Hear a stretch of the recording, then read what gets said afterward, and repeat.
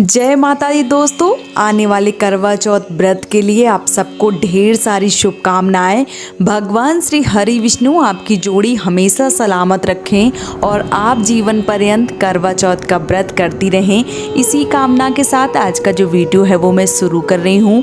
दोस्तों, बहुत सारे प्रश्न आते हैं, अच्छा खास करके उन माताओं बहनों के जिनका पहला करवा चौथ होता है। वो मेरी बहनें जो पहली बार करवा चौथ का व्रत करेंगी, उनके मन में बहुत सारे प्रश्न आते हैं और उनको ऐसा लगता है कि उनको हर एक जानकारी हो जिससे उनका पहला करवा चौथ जो है वो बहुत ही अच्छे से निकल जाए।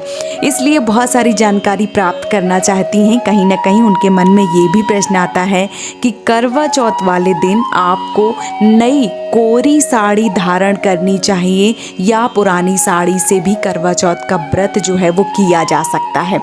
तो देखिए, बहुत सारी माताएं बहनें हैं जो करवा चौथ के उपलक्ष्य में नई साड़ी अपने पति से लेती हैं या किसी कारणवश वो पूरे साल साड़ी नहीं ले पाती हैं। तो करवा चौथ एक ऐसा व्रत है जो पति की लंबी आयु के लिए रखा जाता है। तो इस उपलक्ष्य में बहुत सारी माताएं बहनें ऐसा सोचती हैं कि करवा चौथ पे वो नई साड़ी ही लेंगी और वही साड़ी धारण करेंगी करवा चौथ का व्रत और पूजन के समय।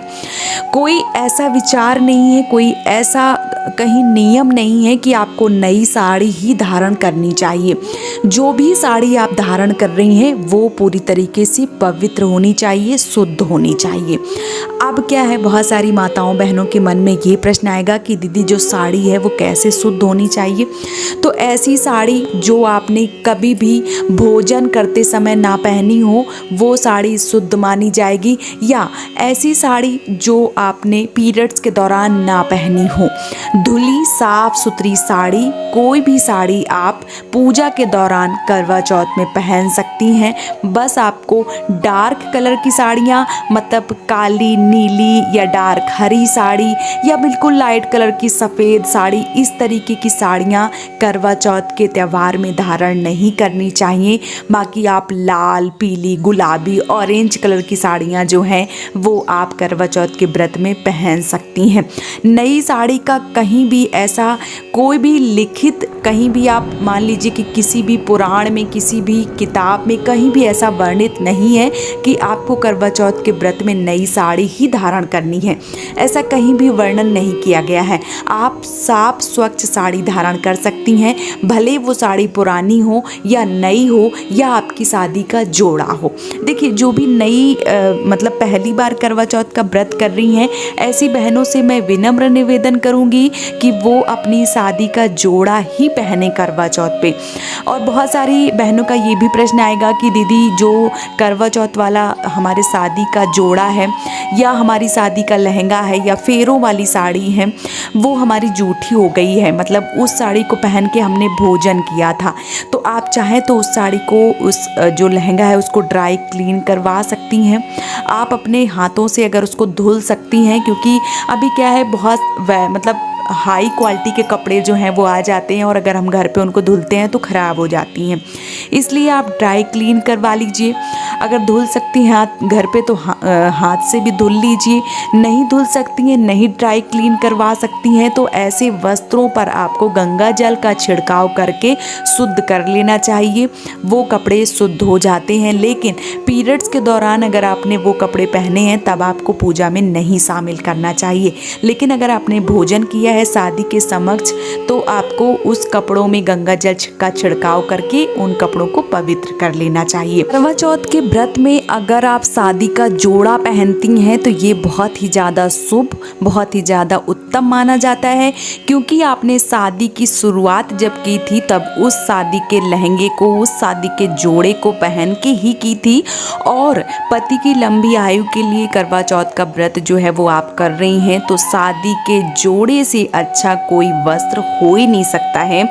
अगर आप सारे देवी देवताओं का आशीर्वाद जो है वो चाहती हैं तो आपको अपनी शादी का जोड़ा ही धारण करना चाहिए। ये बहुत ही ज़्यादा पवित्र माना जाता है, क्योंकि जब आपने उस शादी के जोड़े को, उस लहंगे को धारण किया था, जब आपकी शादी में अग्निदेव साक्षी थे, सारे देवी देवताओं का आशीर्वाद जो है वो आपको प्राप्त हुआ था और उस लहंगे में, ऐसा मान के चलिए कि उस लहंगे में आज भी भगवान अग्नि देवता जो है वो साक्षी हैं और सारे देवी देवताओं का आशीर्वाद जो है वो आपके लहंगे में, शादी के जोड़े में छिपा हुआ है। इसलिए वो पहनना बहुत ही ज़्यादा उत्तम माना जाता है। चाहे तो आप शादी का जोड़ा पहने या फेरों के समय पहनी हुई साड़ी पहने करवा चौथ पे, या अगर आपके पास कुछ नहीं है तो जिस समय गठबंधन हुआ था आपने जो चुन्नी, जो शॉल होता है हमारे यहाँ उससे गठबंधन किया जाता है, वो आप पूजा करते समय, क्योंकि बहुत सारी बहनें जो हैं वो शादी का जोड़ा नहीं पहन पा रही हैं या कोई नई साड़ी पहन रही हैं, तो आप जो भी गठबंधन के समय, जो भी फेरों के समय आपने शॉल लिया था, जो भी चुन्नी ली थी, वो आप पूजा करते समय अपने सिर में ज़रूर ओढ़ लीजिए।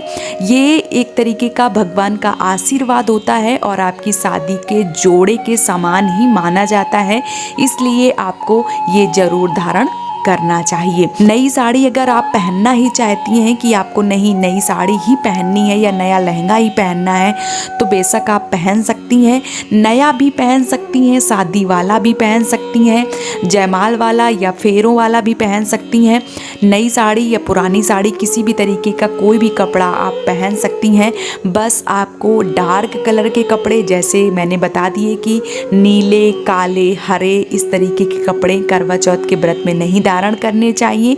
और जूठे कपड़े जो पीरियड्स के दौरान पहने गए हैं वो कपड़े आपको धारण नहीं करने चाहिए।